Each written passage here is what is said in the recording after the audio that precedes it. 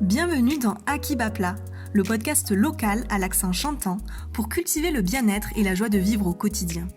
Je suis Audrey, sa fondatrice, et actuellement en dernière année de formation de naturopathie. Ici, je donne la parole à des professionnels des métiers du bien-être, réflexologues, sophrologues, profs de yoga et bien plus encore. Découvrez leur métier, leur parcours inspirant et leur mission, prendre soin de vous.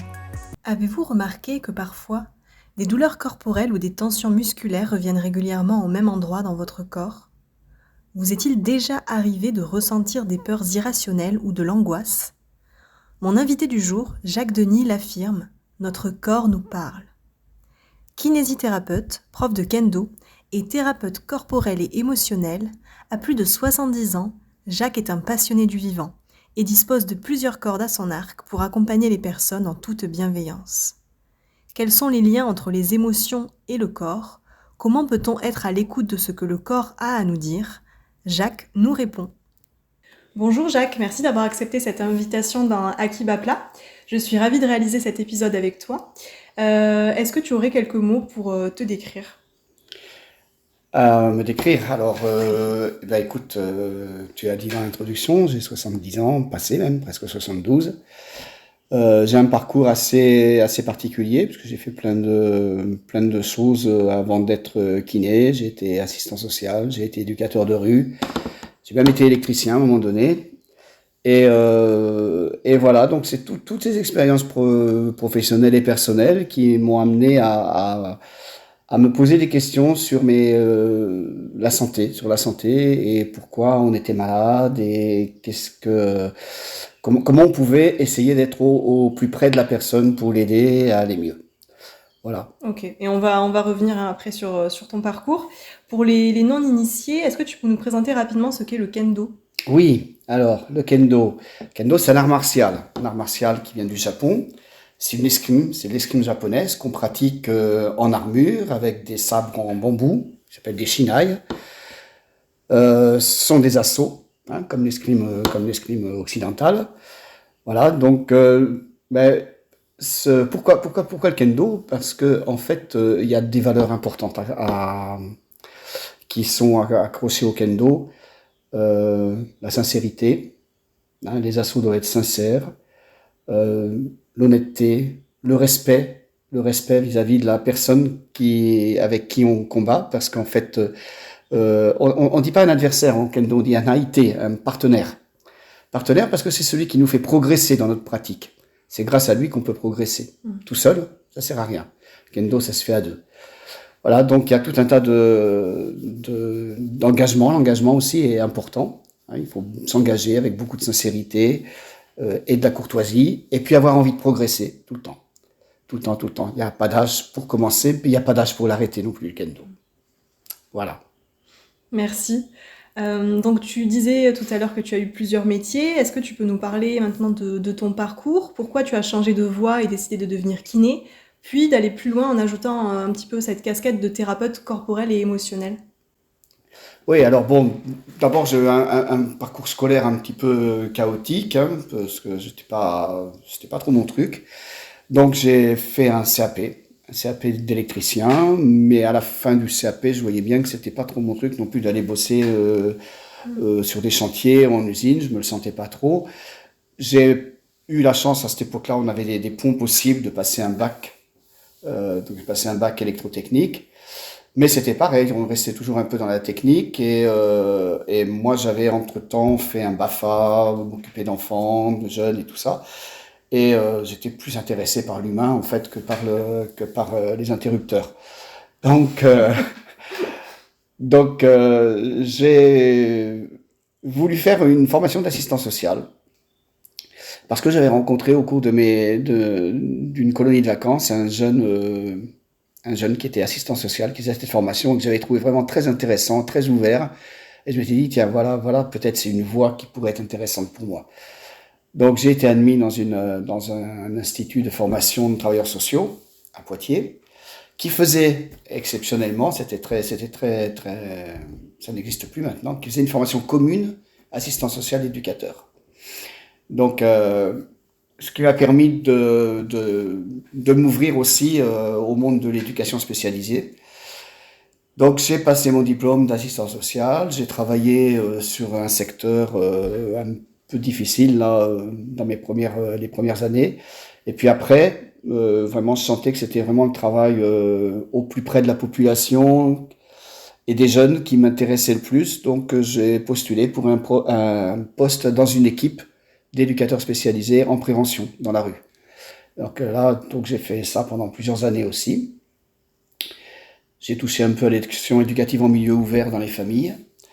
Et puis, au bout d'un moment, j'ai senti aussi que, bon, à la fois pour des raisons personnelles, où je me retrouvais seul à élever ma fille, je me rendais bien compte que travailler dans la rue la nuit, c'est pas trop facile de faire les deux à la fois. Donc, je me suis dit, bon, faut que tu repartes dans une formation. J'avais rencontré quand même dans mon parcours des ostéopathes, des gens qui s'intéressaient à la santé quand même. Et ce métier me plaisait bien. Ostéopathe, c'était compliqué pour moi parce qu'il fallait partir et puis financièrement, j'en avais pas les moyens. Donc j'ai pris plutôt l'option kinésithérapeute qui me donnait aussi quand même pas mal de possibilités. J'ai pu faire cette formation avec la chance aussi à cette époque-là d'avoir une forme de bourse de conversion en fait. Je pouvais me reconvertir, de reconversion. Donc j'ai pu à la fois faire cette formation tout en ayant ma fille avec moi en charge. Et puis ce métier m'a bien plu. Je me suis spécialisé dans la petite enfance, en pédiatrie, dès que j'ai commencé à travailler. J'ai fait donc une formation pour être kiné pédiatrique. Et puis petit à petit, c'est pareil, d'évolution d'année en année, je m'intéressais aussi à la santé de l'âge adulte. Et je me suis lancé dans une formation en thérapie manuelle. Et là, je me suis ouvert à une patientèle plus ouverte, plus grande, plus large que les enfants. Voilà, donc j'ai fait thérapie manuelle, j'ai fait microkinésithérapie, qui était aussi une forme de thérapie manuelle. Et puis, quand même, malgré tout, je me posais encore des questions. Je voyais bien que les gens... il y avait quelque chose qui n'allait pas quand ils venaient avec une épaule, avec un bras, avec une jambe, avec une entorse, et qu'il se passait en même temps des choses dans leur vie. Je voyais bien qu'il y avait un lien entre les deux, mais que je savais pas trop quoi en faire. Et j'ai lu un livre qui m'a fait un peu le tilt, c'est Mon corps pour me guérir de Christian Flech. Et à partir de ce livre-là, j'ai dit, tiens, cet homme-là, il faut que je le rencontre. Et je l'ai donc rencontré, j'ai commencé à faire des formations avec lui dans le décodage psychobiologique des maladies. Okay. Voilà. Alors, qu'est-ce que c'est le décodage voilà. Alors, des maladies, si tu peux nous en parler un petit peu? Oui. Tout vient un peu des travaux du docteur Hammer. Le docteur Hammer, c'était un cancérologue réputé et qui a vécu un drame important dans sa vie puisque son fils a été assassiné. À la suite de ce drame, lui, il a développé un cancer des testicules et sa femme a développé un cancer du sein. Et il s'est dit, il n'y a pas de hasard. Ouais. J'étais cancérologue. Il a repris tous ses dossiers, tous les vieux dossiers, tout. Et il a fait tout un travail de recherche et tout. Et il s'est rendu compte qu'effectivement, après, je ne vais pas rentrer dans les détails de son travail parce que c'est un peu complexe, mais il s'est rendu compte quand même qu'il y avait un lien important entre l'atteinte émotionnelle, j'allais dire, le moment du biochoc, ce qu'il appelle le biochoc, et l'organe touché par ce choc-là et par la qualité de ce choc. Voilà, c'est pas n'importe quoi. Quand on perd un enfant, et que c'est les testicules qui nous touchent, c'est bien qu'il y a un lien entre ces deux choses-là. Donc, il a fait tout un travail, et puis derrière, il y a plein de gens qui ont continué à travailler là-dessus, à faire des recherches.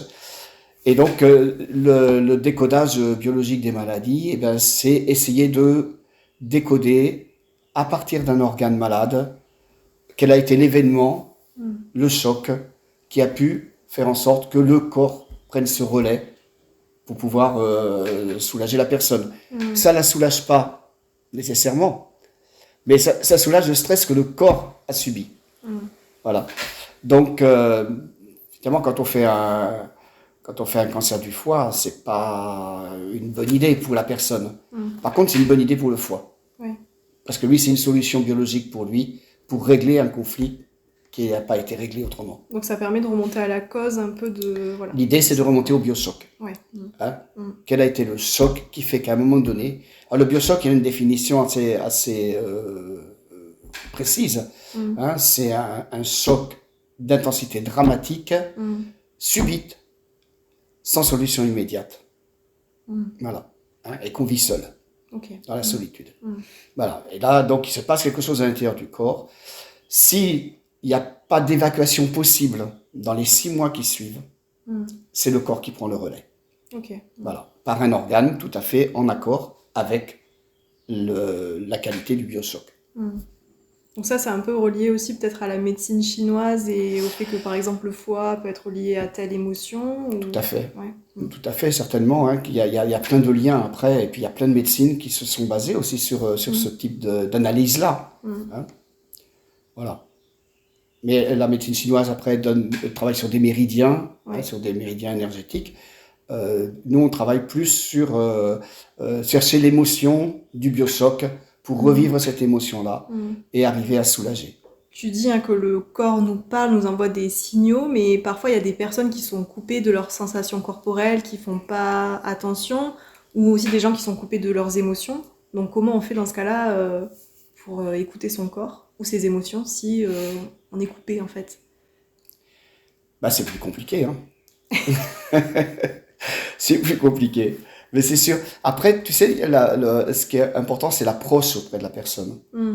Tu vois, je crois que il faut être bienveillant, il faut avoir beaucoup d'écoute. Il faut pas vouloir mettre des étiquettes. Voilà. L'écoute, c'est vraiment la technique la plus importante pour nous. Hein. Si on n'écoute pas les gens et qu'on a tout de suite une idée préconçue de ce que ça va être ou de ce pourquoi elle est là, effectivement, on ne l'aide pas.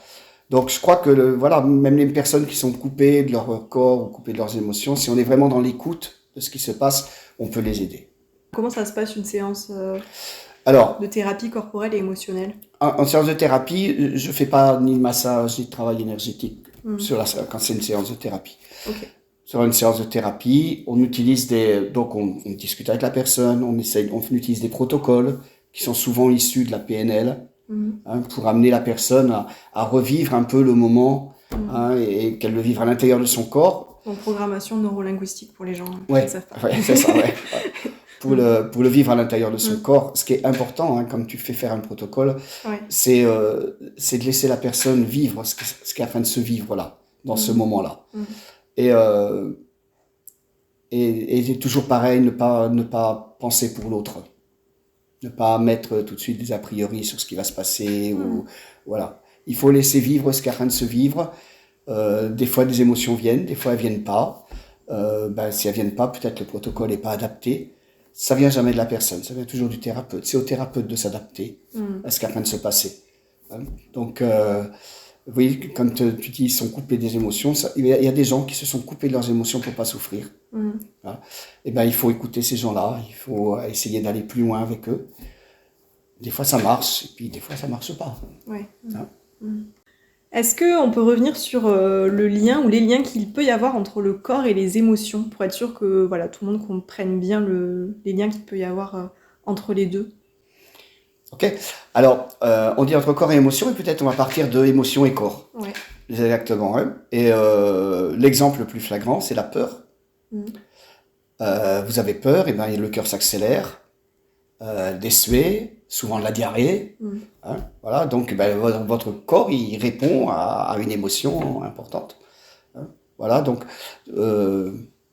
par exemple, je vais vous dire, vous aimez le citron?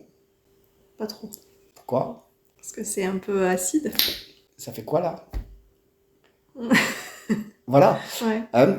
Voilà, quelquefois même un mot ça peut évoquer une réaction corporelle. Hein, on salive un peu. Hein. Voilà, donc c'est tous les jours on a des liens qui se font comme ça de manière inconsciente entre le corps et l'émotion. Le corps est une image. Si je vous dis ne pensez pas à un éléphant rose, l'image qui arrive, ce sera l'éléphant rose. Ouais, c'est ça. D'accord. Donc voilà, tout ça, c'est des choses qu'on commande pas. Hein, ça se fait tout seul. Hein, voilà. Donc les émotions, le corps, tout ça, c'est bien lié, quoi.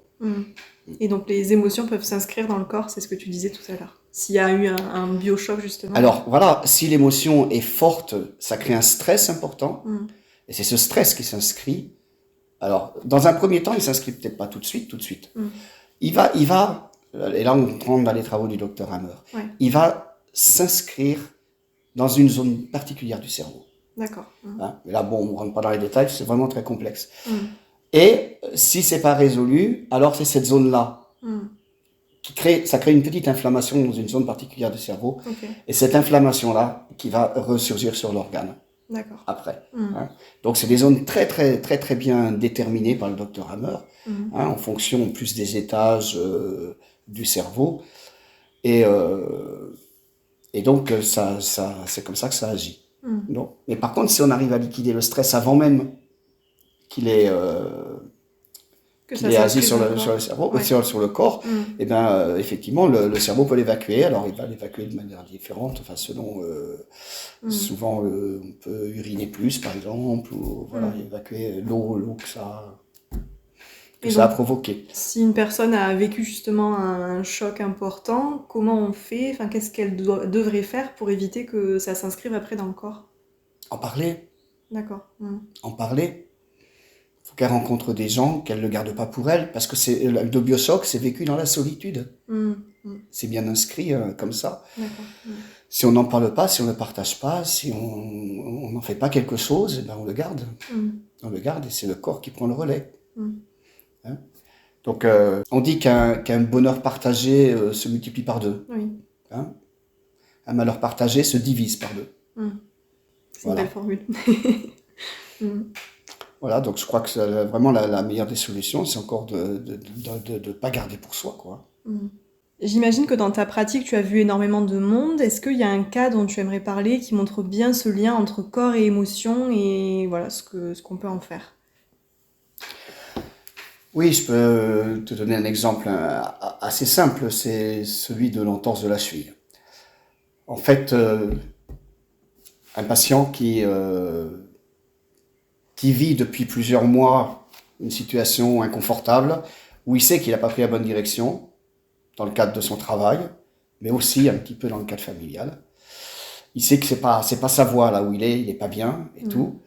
Et puis il traîne ça, il en parle pas, il le garde pour lui. C'est un stress important, mais pour lui, voilà, il le met à côté. Et un jour, il va jouer au foot, et pouf, entorse de la cheville. Et l'entorse de la cheville, eh ben, c'est un conflit de j'ai pas pris la bonne direction, et je force pour rester dans une direction qui ne me va pas, et je fais péter mes ligaments. C'est quand une personne n'est pas alignée en fait entre ce qu'elle veut, entre tête, corps, esprit. Ouais, c'est ça. Voilà, quand je suis pas vraiment dans mes baskets, et bien voilà, je marche à côté de mes pompes.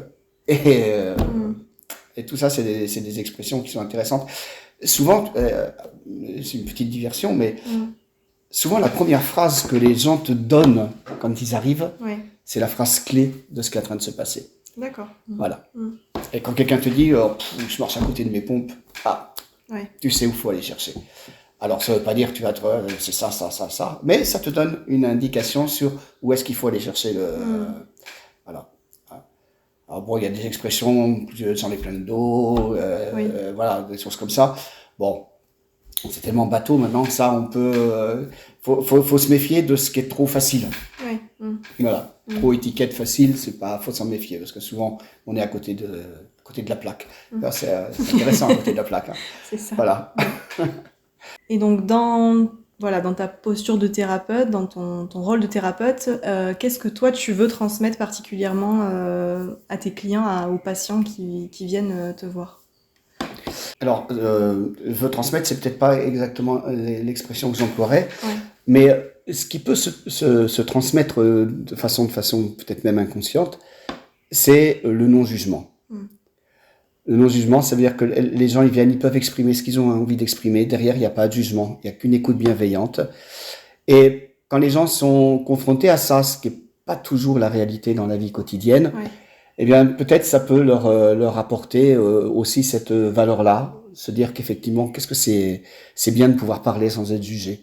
C'est bien de pouvoir dire les choses, c'est bien de pouvoir s'exprimer sans que derrière, il y ait un jugement. mais qu'il y ait plutôt des gens bienveillants qui t'écoutent.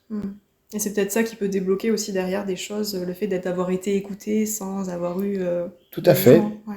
tout à fait. Mais tout à l'heure, je parlais de mon expérience, moi, que j'avais rencontré quelqu'un qui m'avait permis de m'orienter sur le travail d'assistant social. C'est parce que j'avais été quelqu'un de bienveillant et très écoutant. Voilà, donc quelquefois, de manière sans le savoir, on amène les gens peut-être à réfléchir autrement ou voilà, à se positionner différemment dans la vie. Et tant mieux. Alors, si tu avais quelques conseils à donner pour vivre une vie sereine, ou plus sereine, qu'est-ce que ça serait? Parler. Le verbe, il faut parler. Il faut dire les choses, il faut pas les garder pour soi. Il faut pas hésiter à partager. Il faut pas être jugeant. Et quand tu dis parler, c'est parler à un thérapeute ou ça peut être parler à une autre personne, un ami est-ce que, voilà, c'est... Ouais, ou même dans une situation conflictuelle, dire les choses. Dire les choses. Quelquefois, on s'est fâché avec quelqu'un, on se quitte fâché, parce qu'on ne s'est pas vraiment dit les choses, quoi. Hein, et des fois, il vaut mieux se les dire un bon coup, même si sur le coup, c'est pas facile à encaisser, mais au moins ça a été dit. Et puis permettre à l'autre aussi d'exprimer sa souffrance, d'exprimer ce qui va pas, un peu comme dans la communication non violente. Ouais. C'est un peu ça. Hein. Moi, je crois que c'est vraiment très très important. Il faut dire les choses. Il faut dire, il faut éviter de se renfermer dans ces conflits. Voilà. Donc, oser parler, même si c'est voilà, des choses pas forcément... Bah oui, ouais. pas forcément agréable ni à dire ni à entendre. Mais il faut pas garder pour soi. Et ça permet justement d'évacuer et d'éviter qu'il y ait des choses après qui s'inscrivent dans le corps aussi. Exactement. On a moins mal au ventre. Parce que des fois, tu rencontres quelqu'un et tu sais pas pourquoi tu as une boule dans la gorge. Ben, parce qu'il y a des trucs que tu n'avais pas dit et que peut-être ça aurait été bien de les dire. Hein. Merci pour ces conseils. Avec plaisir. Qui sont simples mais pas forcément toujours faciles à appliquer, à mettre en place dans le quotidien. Tout à fait, je suis d'accord. C'est quasiment la fin de cet épisode, alors comment on fait pour prendre rendez-vous avec toi? Eh ben, j'ai un numéro de téléphone, 06 22 40 13 77. Voilà, les rendez-vous, ça se passe chez moi. Ou si les gens sont handicapés ou qui peuvent pas bouger, je peux aller me rendre à domicile aussi. Donc tu es situé à côté de Carcassonne. Voilà. Est-ce que tu aurais un dernier mot à ajouter avant vraiment de conclure cet épisode? Non, pas spécialement, à part que je suis très content d'avoir fait cet épisode-là. Et puis que je te remercie de m'avoir permis cela. Voilà. Merci à toi. C'était Akiba Plat, le podcast local à l'accent chantant pour cultiver le bien-être et la joie de vivre au quotidien. Retrouvez toutes les actualités sur la page Instagram dédiée. Et si vous avez aimé cet épisode, partagez-le avec vos proches. À très vite!